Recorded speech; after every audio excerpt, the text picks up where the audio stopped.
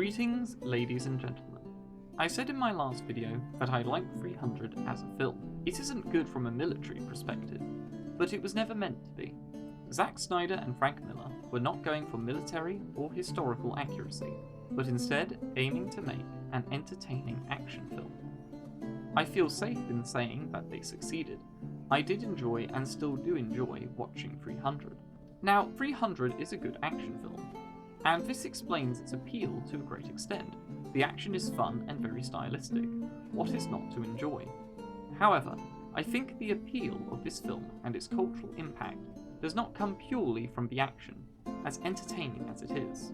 I believe there is something much deeper to its appeal, and it is this I want to discuss. Now question, what is the film about? One possible accurate answer to this question is this. 300 is a film about 300 brave, strong, ferocious warriors fighting to the death to defend their homeland from invasion by evil, weaker men. I believe this answer has nested inside of it the reasons for the film's appeal to the targeted audience.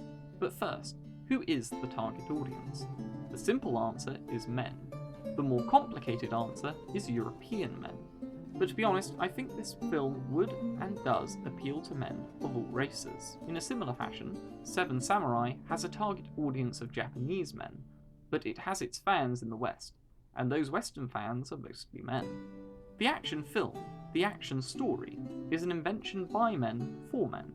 But why do 300 and other action stories appeal primarily and overwhelmingly to men and not women? To try and explain this, we must look at man in his prehistoric past. Prehistoric man in all continents lived in a hostile environment. Savage predatory animals were a danger. Some predators were even worse in those days than they are now. Grey wolves can be dangerous enough, but dire wolves were apparently even stronger. Great cats, such as cave lions, were also a widespread predatory species. And even animals which were primarily herbivores, such as cave bears, had terrifying proportions. Farming had not been invented/discovered, so food was acquired by hunting, scavenging, and gathering. The ones who did the hunting in those days were of course men, and even in today's primitive cultures, it is men who hunt animals. If one considers the biological differences between men and women, it is easy to understand why. Men have 43% muscle and 15% body fat on average, while women on average have 36% muscle and 26% body fat. The differences may not sound that great. However, what this means in the real world is that a woman has about 40 to 70% of a man's upper body strength. Men are much stronger. This is due in part to the amount of testosterone men produce. This hormone causes muscle growth. Men have higher testosterone levels than women, meaning greater muscle mass. Now, although all human beings can facilitate greater testosterone production by exercising and following a balanced diet, men produce a lot more testosterone than women, even when both follow the same exercise regimes. But the differences do not end here, because men also have thicker and stronger bones, because of increased testosterone and a slower rate of physical development. I've only scratched the surface of sexual dimorphism in the human species. However, it is clear men are stronger and tougher than women. You don't even need to consult any studies to know this.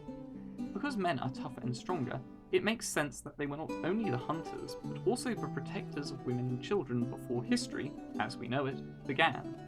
It is speculated that during man's early days, men in tribes not only had to contend with prey and predators, but also with other men. It is thought by anthropologists, archaeologists, and paleontologists that early man fought over resources such as food and water, and also over fertile women. In such battles, the fighter's toughness and strength, in both a physical and mental sense, would have been the factors that decided which tribe was victorious. Since the male sex in the human species tends to be stronger and tougher, it is easy to see why men would be the fighters in a tribe. It is also easy to imagine that men who weren't very strong or weren't very tough didn't last very long, and probably didn't procreate very often. But why is this important? Why bring this up in a video essay about 300? I bring this all up to set the groundwork for my main claim, which is this. For many millennia, the archetypical masculine roles have been that of provider and protector. A man is judged by how proficient he appears to be at providing and protecting both himself and others. Thus, men admire and wish to execute these roles and enjoy their depiction in media.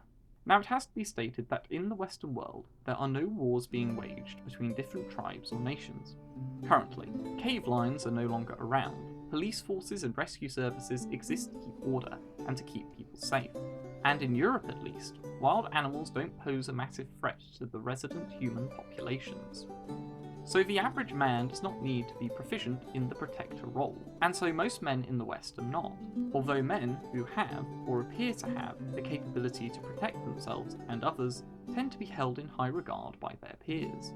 Though men are still expected to work and be providers, many articles have been written to complain about men who choose not to go to university or enter the workforce. Men have been expected to be providers rather than protectors for over a century. In the early 1900s, men were expected to be breadwinners, and thus the breadwinner was the masculine ideal for which they aimed. The methods and ways of providing may have changed from prehistoric times, but the masculine nature of a provider role has not changed. Or at least, it hadn't changed back then. Second wave feminism has changed this. Men are not the only ones who are expected to be providers. Women are expected to be providers as well. Both are expected to make money. This change has greatly affected the perception of the provider role as a masculine one. While before it was held to be intrinsically masculine, or a role for which men should aspire, it is now held as an expectation of all adult citizens. So men have been left in a societal limbo, where nothing is to be considered essentially masculine, and where they are unsure what roles they are supposed to fill. This is one of the many reasons why men are not going to university, why men are not as focused on their careers. They don't see why they should be. They are not going to be considered a better man for having a good job or university degree, but instead a better person, or a better human being. There is no chance of gaining a masculine identity, so many don't see any reason to bother putting in the effort. With the provider role now deemed to be performable by both men and women, and with no socially defined masculine role for men, I think it is safe to say there is, and has been, a crisis of masculinity in Western societies for some time. A crisis which is discussed mainly by feminists, who rejoice and delight in its existence, because it is a sign of the successful encroachment of their ideology on Western societies. And this is where 300 comes in. The provider role isn't respected as a masculine role, or a masculine ideal, but the protector role is still considered a masculine role. Although there have been attempts all round to change this, I don't think they will ultimately be successful. The previously mentioned physical differences between men and women are the reason for this. Men simply are the better fighters by virtue of their biology. Relatively speaking, there may be only a few men in Western societies who need to learn to proficiently perform the protector role, but art allows men to vicariously enjoy the performance of the protector role. 300 is a film about men who are not only protectors, but the best protectors in the world by far. The 300 Spartans are paragons of protective masculinity in the film. They are strong, mighty, brave, deadly, and dangerous, and this makes them great warriors and protectors. These are the men no lesser men would want to fight, and these are also the men who women would want to marry in ancient times. If society collapsed tomorrow, these are the men you would want to have at your side. Men may not admit it openly or frequently, but most wouldn't mind being like one of the 300. The vast majority of men may not be willing to put in the effort to become more like a member of the 300 in the film, but they are willing to fantasize about it, and enjoy the depiction of it. For men who are either in martial arts or some other physical discipline, the film may provide inspiration to continue their pursuit of physical excellence, and/or act as an ideal to aim for. An ideal doesn't need to be completely achievable to be a standard for a man to aim towards. But if 300 were just an artistic film about men who performed the protector role excellently, then it definitely would have been a successful film. However, it isn't just a film about warriors. It is a film about noble warriors. The 300, despite their rearing in a brutal agog, are not brutal themselves. Are they brutal in the film? Yes, but only in the context of the battlefield, where brutality is a necessary practice to achieve victory, and the brutality exercised by the 300 is presented as a requirement. The 300 are not brutal for the sake of it. They are brutal to defeat their enemies who wish to conquer their lands and enslave their women and children. Nothing the 300 do is done out of spite or for the attainment of unworthy goals. By contrast, the Persians are brutal for the sake of it. They are shown to have burned a city to the ground during a scouting mission, and then to have nailed all its citizens to a large tree to terrify the people they are about to conquer. It wasn't necessary, but it was convenient. The Persians are brutal because they wish to conquer. The 300 are brutal because they wish to defend themselves and their way of life. Thus, the way the film presents the brutality of each is different. The Persians' brutality is presented as evil and unadmirable, while the Spartans' brutality is presented as admirable and glorious. We can see this contrast most clearly by examining the differences between Leonidas and Xerxes. Xerxes says, "It isn't wise to stand against me, Leonidas. Imagine what horrible fate awaits my enemies when I would gladly kill any of my own men for victory." And Leonidas retorts, "And I would die for any one of mine." This scene shows us that Xerxes is a selfish king. He marched his army to Greece to conquer her and add her to his vast empire. He doesn't care about the men under his command. They are disposable and merely a list of statistics. He doesn't lead his men into battle, he commands them into it, and uses both the whip and the false belief that he is a god to drive them into war. Leonidas, on the other hand, is a selfless king. His men are not just numbers to him. He wouldn't lead them into death without good cause or reason. And unlike Xerxes, he doesn't just command his men, he leads them and sets an example for them. He is on the front lines, fighting with his men, and every danger they face, he faces it with them. Later in the film, Leonidas dies fighting for the safety of his kingdom and that of Greece. He and his 300 die so they can inspire the rest of Greece to continue the fight against the Persians. They sacrificed themselves for their families and for Greece. They lived for something greater than themselves, and so they died for something which was more than themselves. Thus, the 300 are noble warriors. They are not conquerors, they are not bullies, and they are not thugs. But what makes them noble warriors? Certainly their principles, which are espoused by Leonidas, and to a lesser extent, Dilios. Yet it is also their expertise with, and their practice of, violence. A man can be noble without being a warrior, and vice versa. It is only when nobility and skill at arms are combined that a man can be a noble warrior. Of course, the noble warrior is an old archetype of the protector role, and it is one which has captured the imagination of men and women for centuries. Whatever form it takes, whether it is knights, Jedi Knights, samurai, or cowboys wearing white hats, it has been appreciated by audiences. The noble warrior has always been an aspirational ideal, a man among men, and so it is only natural that men would either wish or aim to be like a noble warrior. The noble warrior is the best realization of the protector role. It marries the brutal nature of violence with a code of honor to check the temptations a man faces to use his strength for evil. The Spartans are noble warriors. They are fighting to defend Greek culture and Greek freedom from Persian slavery, and not for the purposes of conquest or exploitation. These motivations are noble and praiseworthy. Now, everything I've just said helps to explain why 300 is such a popular film. Its presentation of men performing a uniquely masculine role, its display of ideal fighters, and its depiction of noble warriors all seem designed to appeal to an audience of men. And yet, I think there is one more vitally important thing to take into account which completes the explanation concerning 300's appeal: the celebration of strength and masculinity. The 300 never apologise for what they are, and the film doesn't ever imply that the Spartans have anything to be ashamed of. The violence they commit is presented as worthy and admirable. The 300's lack of armour reveals their impressive musculature, and jokes are never made about how they must be compensating for something. And there are no insinuations that the 300 are closet homosexuals. It is actually remarkable in many ways. 300 is a perfect specimen of a modern hypermasculine film. If hypermasculinity appears in films now, it is usually for the purposes of jokes or ridicule, but 300 plays it completely straight. The hypermasculinity in the film is presented as admirable and good, something to appreciate and respect. This, I believe, is the overarching appeal of 300, the celebration of hypermasculinity.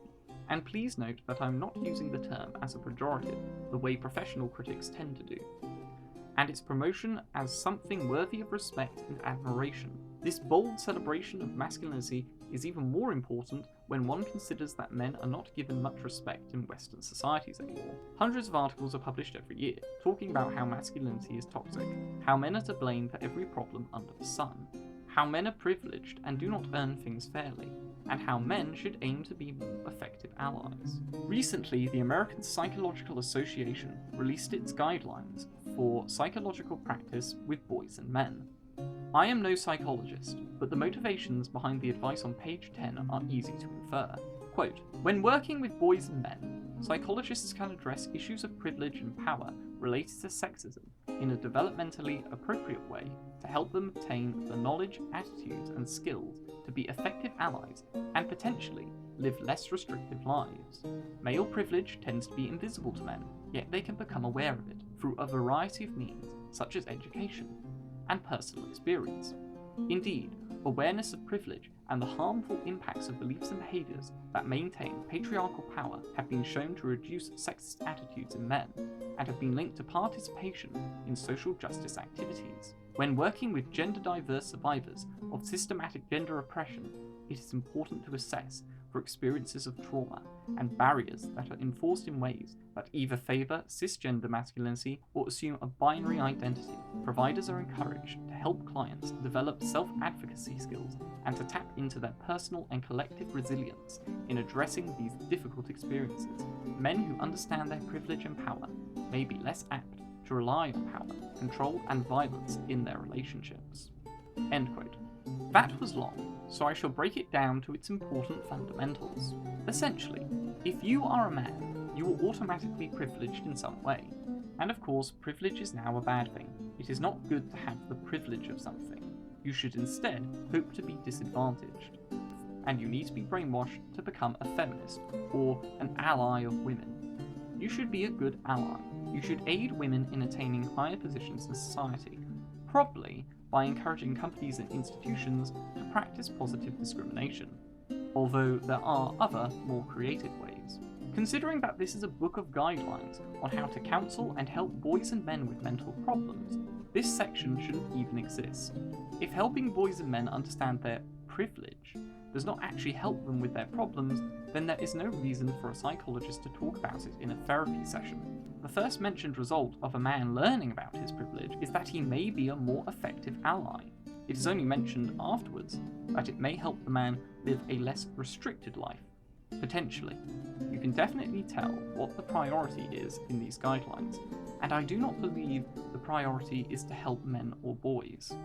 Looking at this list of guidelines, and this one in particular, you would be forgiven for thinking that Western societies do not care about men anymore, because by and large, Western societies do not. Western societies only care about a man if he is a good ally and helps the feminist cause. The people in positions of power and influence want men to be less like King Leonidas and more like Spencer Tunick, and the hundreds of men who helped in this special production.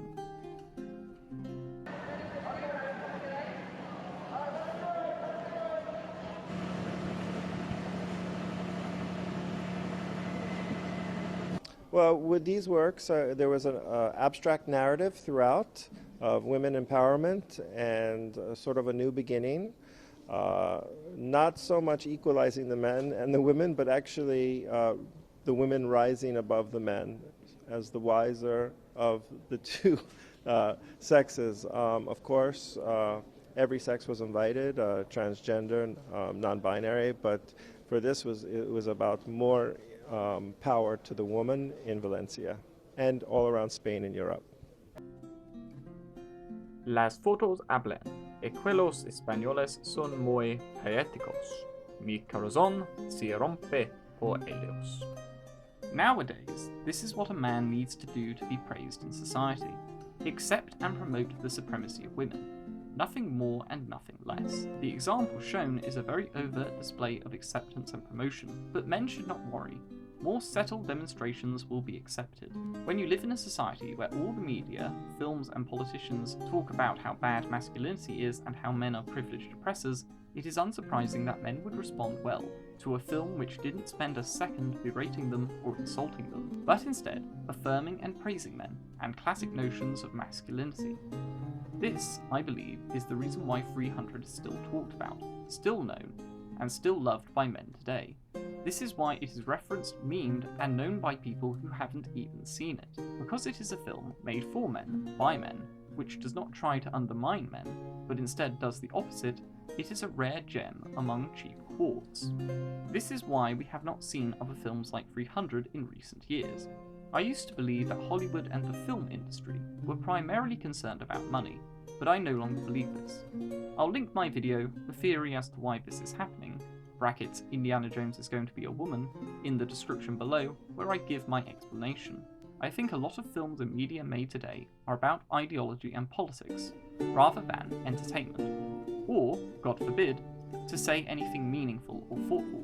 Since the media would appear to be dominated by those of the progressive leftist persuasion, it is hardly surprising that films like 300 are not being made, despite the clear success they enjoy. 300, and films similar to it, are abominations to those following the progressive ideology. Such films must be derided as toxic masculinity and must be called sexist, evil, brutish, and be associated with beer-bellied basement dwellers who abuse their female relatives and wolf-whistle women if possible.